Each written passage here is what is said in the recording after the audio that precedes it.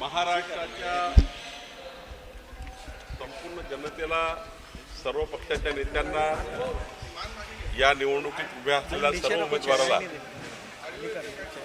आणि सर्व बांधवा भगिनींना मी दीपावलीच्या खूप खूप शुभेच्छा देतो. सर्वांचं जीवन मंगलमय राहो आणि या महाराष्ट्राच्या प्रगतीकरता आपण सर्वांनी एकत्रित काम करून या महाराष्ट्राच्या 14 कोटी जनतेच्या विकासाकरता आपण सर्व म्हणून काम करूया असं आपल्याकडनं सर्वांकडनं अपेक्षा करतो. राजसाहेब ठाकरे यांनी आपली व्यक्तिगत भूमिका मांडली आहे आणि त्यांना त्यांची भूमिका मांडण्याचा अधिकार आहे.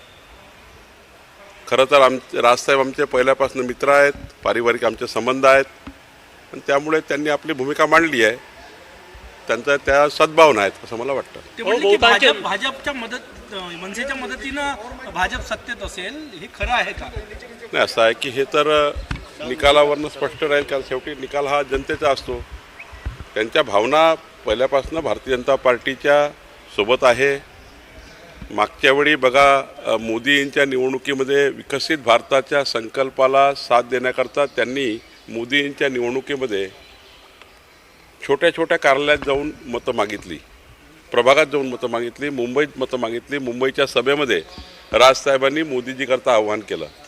त्यामुळं त्यांची भूमिका स्पष्ट आहे आणि त्या भूमिकेला साधारण ते आता त्यांनी आपलं वक्तव्य केलं आहे. बावनकुळे साहेब, हे सगळं धरून राजकीय वर्तुळात चर्चा सुरू आहे की जरांगे पाटील आणि शिंदे जवळ येत आहे, त्यामुळे पुढे राज ठाकरे आणि भाजप यांची जवळीक आणि मदत होते अशी राजकीय वर्तुळात. असं आहे, जरांगेजीचं आंदोलन हे सामाजिक आंदोलन आहे. सामाजिक आंदोलनाला मला वाटते राजकारणाशी जोडू नये. शेवटी ही गोष्ट खरी आहे की सत्तेमधनं समाजाला न्याय मिळतो. आमची सत्ता ही मराठा समाजाला न्याय देते आहे, ओबीसी समाजाला न्याय देतात आहे आणि त्यामुळं जरांगे यांच्याबद्दलच्या भूमिकेवर मी काही जास्त बोलणं योग्य नाही. बहुतांश मतदारसंघामध्ये भाजपच्याही कार्यकर्त्यांनी बंडखोरी केलेली आहे, ती शमवण्यासाठी कशा प्रकारे प्रयत्न सुरू आहे? परवा आमची रात्री बैठक झाली. देवेंद्रजी, मी आणि आमचे सर्व राज्याची निवडणूक संचालन समिती त्या बैठकीला होती. सर्व जिल्हाध्यक्षांना, सर्व नेत्यांना आम्ही सूचना दिल्या आहेत. एकावेळी एका ठिकाणी एकच व्यक्ती लढू शकतो, त्यामुळं काही नाराजीच्या माध्यमातून उमेदवारी आल्या आहेत, काही नामांकन भरलेले आहेत. भारतीय जनता पार्टीच्या सर्व पदाधिकारी ज्यांनी ज्यांनी नामांकन केलं आहे त्या सर्वांनी नामांकन परत घ्यावं अशी विनंती आम्ही त्यांना केली आहे. आणि माझी जी विनंती आहे किंवा आमच्या सूचना आहेत पक्षाच्या, त्या सूचना प्रत्येक कार्यकर्ता पदाधिकारी हा पक्षाचा त्या ठिकाणी सूचनेचं पालन करेल असं मला वाटतं. शेवटी एकावेळी एकच व्यक्ती लढू शकतो. पक्ष हा आईसारखा आहे आणि त्यामुळं पक्षावर श्रद्धा ठेवून पक्षाची आपली जी काही पक्ष आपलं सर्वांचंच भलं करेल या भावनेने आपण सर्वांनी उमेदवारी अर्ज वापस घ्यावे अशी सूचना आम्ही केली आहे. जे अर्ज परत घेईल जे अर्ज परत घेईल त्यांच्यावर कारवाई होणार नाही, मात्र ज्यांनी नाही घेतले त्यांच्यावर कारवाई केली जाईल. ज्यांनी अर्ज भरले आहे त्यांच्या भावना त्यांनी व्यक्त केल्या आहे, पण मला वाटतं की 100% अर्ज परत घेतील. ज्यांनी परत घेतले नाही त्यांना मात्र मग पक्ष कारवाई करेल. सर, राज ठाकरेने नाही, सदा सरवणकर बद्दल मला माहिती नाही, त्या शिवसेनेचा अंतर्गत प्रश्न आहे. राज ठाकरे यांनी काल भाजपचं खूप कौतुक केलं. ते म्हटले की भाजप चांगलं काम करत आहे, परंतु मी चिन्ह ढापलेलं नाही, कमावलेलं आहे. त्याचा टोला होता अजितदादाला आणि शिंदेंना. नाही, आता राजसाहेब आपल्या शैलीने बोलतात, ते कोणाला टोला मारला, कसा मारला त्याबद्दल मी काही बोलणं योग्य नाही. पण त्यांनी आपली भूमिका व्यवस्थित मांडली आहे. निश्चितपणे भारतीय जनता पार्टी पहिल्यापासूनच राजसाहेबांच्या सोबतच्या भूमिकेला आम्ही पहिल्यापासूनच प्रो राहिलेलो आहे. तेही आमच्या भूमिकेला प्रो राहिले आहे. एखाद्या वेळी त्यांनी वेगळ्या भूमिका घेतल्या, वेगळं लढले, आमच्या विरुद्ध लढले, आमच्या बाजूने लढले, पण त्या ठिकाणी भूमिका स्पष्ट आहे. मला वाटतं की राज्याच्या पुढच्या विकासाच्या दृष्टीनं राजसाहेब आमच्यासोबत आहे, पण आमच्या पक्षामध्ये स्पष्ट आहे की आम्ही मुख्यमंत्री पदाकरता कोणीही निवडणूक लढत नाही आहे. आम्ही या महाराष्ट्राच्या 14 कोटी जनतेकरता निवडणूक लढतो आहे. केंद्रातलं सरकार राज्यातलं सरकार मिळून आम्ही या जनतेचा विकास करण्यासाठी काम करतो आहे आणि त्यामुळं राजसाहेबसुद्धा महाराष्ट्राच्या विकासाला साथ देतील. काटोलमध्ये अनिल देशमुख नावाच्या साधारण असणाऱ्या व्यक्तीच्या नावाचा फॉर्म भरलेला आहे आणि त्याने राष्ट्रवादीकडून फॉर्म भरलेला आहे. मुंबईचा आता अनिल देशमुख सारखे व्यक्ती जर कोणी तिथे असेल त्यांनी भरला असेल तर त्यांचा अधिकार आहे. प्रत्येकाला निवडणूक लढण्याचा अधिकार आहे आणि कुठल्या पक्षाचे तिकीट घ्यायचा हाही अधिकार आहे. रवी राजा आज काँग्रेसमधून भाजपमध्ये प्रवेश करत आहे. त्यांच्या प्रवेशाचा किती फायदा भाजपला इथे मुंबई महानगरपालिकेत विरोधी पक्ष नेते आहेत. मला वाटतं की पक्षात कुठलंही नेतृत्व आलं त्याचा फायदाच होतो पक्षाला. पक्षवाढी म्हणजे काय आहे, शेवटी जे प्रभावी नेतृत्व असतं ते पक्षात आलं का पक्ष वाढतो. काल अनिल देशमुख असे म्हणाले होते की मनसुख हिरेन प्रकरणामध्ये फडणवीसांना याची कल्पना होती की त्यांची हत्या होणार आहे. मला हे कळत नाही अनिल बाबूचं. अरे गेले ना ते दिवस, आता निवडणुकीला समोर जाणं कशाला, तर ते वारंवार का तर ते ऐकत नाही लोक आजकाल. ते विसरले लोक. ते आता कायदेशीर चालू आहे, कोर्टात चालू आहे, कोर्ट निर्णय करेल, कायदेशीर ज्या बाबी आहे ते होतील. आता तुम्ही फक्त एक सांगा, मला महाविकास आघाडीला हे आपल्या माध्यमातून विचारायचं आहे, तुमचा अजेंडा काय आहे? महाराष्ट्राला राज्यातलं क्रमांक 1चे राज्य करण्याकरता महाविकास आघाडीचा अजेंडा काय? सकाळचे टोमणे बंद करा. कोणी आता ऐकत नाही तुमचं. मीडियाची स्पेस देण्याकरता तुम्ही या पुढ्या सोडता, हे कोणी ऐकत नाही. मला तुमचा जाहीरनामा कळू द्या. म्हणजे शरद पवार साहेबांचा जाहीरनामा काय आहे, काय मॅनिफेस्टो केला आहे महाराष्ट्राकरता, उद्धवीचा काय मॅनिफेस्टो आहे, काँग्रेसचे नाना पटोलेचा मॅनिफेस्टो काय आहे, कसा विकासाचा मॅनिफेस्टो आहे, काय देणारा जनतेला तुम्ही. आमच्या लाडक्या बहिणीची योजना तुम्ही बंद करायला निघाले आहे. आमच्या शेतकऱ्याचं वीज बिल तुम्ही रद्द करायला निघालेले आहेत. आम्ही जे शून्य केलं आहे, पुढचे 5 वर्ष आम्ही शून्य करणार आहोत. याच्याबद्दल तुमचं म्हणणं काय? जरा विकासाकरता बोला. दिवसभर मनसुख हिरेन हे झालं, मग ते डायरी लिहिली, मग ते तुम्हाला वेळ होता म्हणून तुम्ही ते आपलं लिहित बसले. हे सोडा, आता समोर या ना. निवडणुकीच्या काळातच त्यांची डायरी आली. ते डायरी ते त्यांना वेळ होता तेव्हा निवडणुकीच्यामध्ये जेलमध्ये वेळ राहतो ना, तेव्हा म्हणून लिहिली डायरी. तुम्ही राज ठाकरे सोबत राज ठाकरे म्हटले की भाजप सोबत सत्तेत येणार पुढच्या काळात. मग आता राज ठाकरेचे जे उमेदवार आहेत ते तुमच्या विरोधात आहे भाजपच्या विरोधात. ते आता ते लढतात आहे, आम्ही लढतोय. त्यांचे निवडणूक आल्यानंतर मग चर्चा करू त्यांच्याशी. चर्चा करता येईल आपल्याला. काय मैत्रीपूर्ण आहे तर राजसाहेब आमच्या पहिल्यापासून मैत्रीपूर्णच आहे. राज ठाकरे ने कहा आने वाले चुनाव के बाद बीजेपी का मुख्यमंत्री बनेगा. देखिए, राज साहब जी ने स्पष्ट रूप से कहा था कि माननीय पंतप्रधान मोदी जी के चुनाव में विकसित भारत को संकल्प को साथ देंगे. 2047 का विकसित भारत बनाने के लिए हम काम करेंगे. तो मोदी जी को साथ दिया. उसी समय उन्होंने कहा था कि हम विधानसभा अलग लड़ेंगे.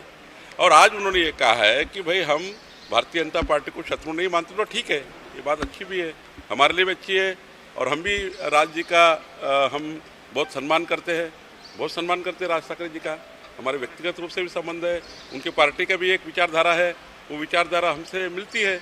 तो उन्होंने कहा कि आज हम चुनाव अलग अलग भी लड़ रहे हैं, लेकिन आने वाले दिनों में हम अब साथ में रहेंगे. तो उसमें क्या बुरा है? महाराष्ट्र के विकास के लिए राज साहब जैसे व्यक्ति अगर भारतीय जनता पार्टी के साथ अगर मिल के काम करते तो मुझे लगता है महाराष्ट्र के विकास के लिए इससे अच्छी बात क्या होगी. बीजेपी के कई उम्मीदवार ने एंटी फॉर्म भरा है, तो उनके ऊपर कोई कार्रवाई होगी? देखिए, हमने सारे उम्मीदवारों को कहा है जो बीजेपी के हैं, जो कुछ थोड़ा गुस्से में फॉर्म भर दिया है, क्योंकि उनको भी लगता है वो भी उन्होंने इतना काम किया है, उनको भी चुनाव लड़ने की इच्छा होती है. हर व्यक्ति को चुनाव लड़ने की इच्छा होती है. भारतीय जनता पार्टी बहुत बड़ी पार्टी है, कई नेता है. तो किसी ने आकर थोड़ा नाराज़गी होकर फॉर्म भरे हैं, हम उनकी नाराज़गी दूर करेंगे. और मुझे विश्वास है कि हमारे महाराष्ट्र के सारे नेता विधानसभा में जाकर सबसे बात करेंगे, सारे फॉर्म विड्रॉ हो जाएंगे. और जो विड्रॉ नहीं करेंगे उसके लिए हम देखेंगे क्या करना है उनका. राजू पारवेलाची माझं आणि देवेंद्रजीचं एकनाथजीचं बोलणं झालं आहे. राजू पारवेजी आपला नामांकन कमी करतील असा मला विश्वास आहे. चंद्रकांत पाटलाच्या मतदारसंघामध्ये अजितदादांचा उमेदवार जे आहे तर तो कमी करावा लागेल.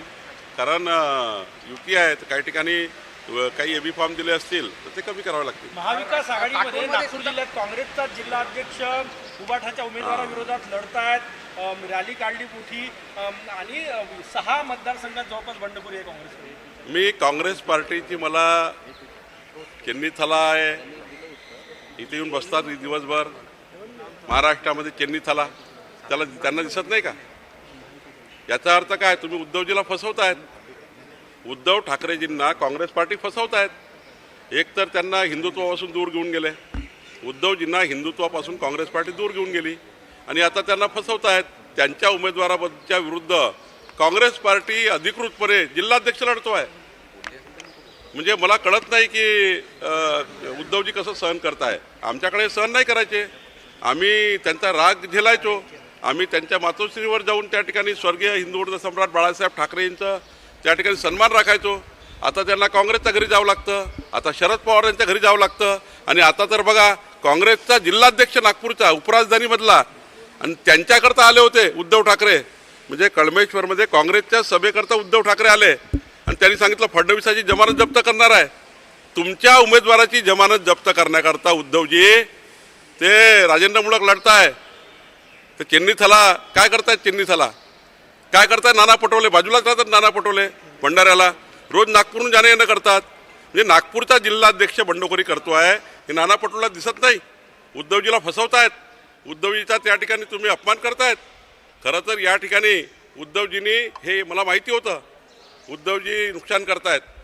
उद्धवजी त्या ठिकाणी काँग्रेस पार्टीकडे जाऊन त्या ठिकाणी काँग्रेसचे जे तलवे चाटतात हे लोक, बाकीचे लोक, उद्धवजींनी खऱ्या अर्थाचा विचार केला पाहिजे. हे काँग्रेसचे लोक त्यांना फसवत आहेत असं मला वाटतं. बत्तीस पैकी एकाच जागेवर उद्धव ठाकरे सेना लढते आहे. म्हणजे पूर्ण विदर्भामध्ये 32 पैकी एकाच जागेवर तिथेही बंडखोरी आहे. आणि तिथेही बंडखोरी आहे. म्हणजे तुम्ही जसं म्हणताय तर कुठेतरी पवारांची गुगली कामी आली असं वाटतं. की 8 जागांवर राष्ट्रवादी काँग्रेस शरद पवार गट लढत आहे. मी उद्धवजींना त्यांनी फसवलाय, शरद पवारांनी फसवलाय आणि काँग्रेसनी फसवलाय. उद्धवजीचा मी स्वभाव पाहिला आहे. उद्धवजी जेव्हा त्या ठिकाणी आमच्यासोबत युती करायचे तर बरोबरचा हिस्सा मागायचे. 4 जागेकरता उद्धवजींनी युती तोडली होती 2014मध्ये. 4 जागा करता आमच्या बरोबरीचं उद्धवजी लढायचे, आमच्यापेक्षा जास्त लढायचे. लोकसभेमध्ये त्यांचे 18 खासदार निवडून आले. उद्धवजीचा सन्मान आम्ही करायचो. पण काँग्रेस आणि राष्ट्रवादीने उद्धवजीला फसवलं आणि उद्धवजी सुद्धा त्यांच्या मुख्यमंत्री पदाच्या लोभापायी फसले आणि त्यांनी हिंदुत्वाचा विचार सोडला. त्यांनी आपली पूर्ण जी संघटना आहे ती काँग्रेसच्या घरी तलवे चाटताय, त्या ठिकाणी काँग्रेसच्या घरी जातात आहे.